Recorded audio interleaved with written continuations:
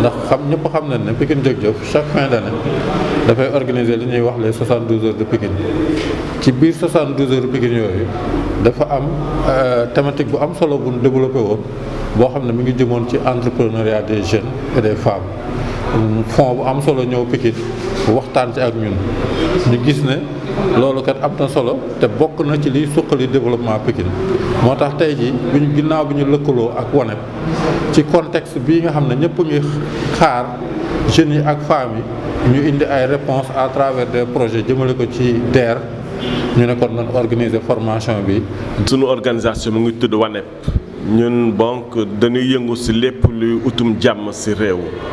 suñu teewaay fii nag ak Pikine Jëf Jëf xam ngeen ne que réew mënuñu nekk am na jàmm bu dee xale yi jeunes yi amuñu xëy ou bien amuñu liggéey bu ñu ci waxtaanee nag ñoom ñu nekk dañoo bëgg seen jeunes yi dem postuler déposer ay projet ci délégation pour l'entrepreneuriat rapide ñun sunu kuréel réseau la ñu dem gis beneen organisation bi nga xam ne ay partenaires lañu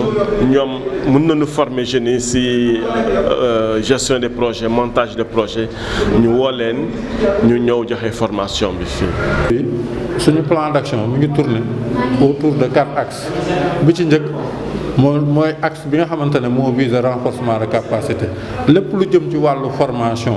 jeunes femmes acteurs ak organes yi fa la jëm te fii ak fan rek dinañ dem ci yeneen formation yoo xamante ne mi ngi permettre à ce que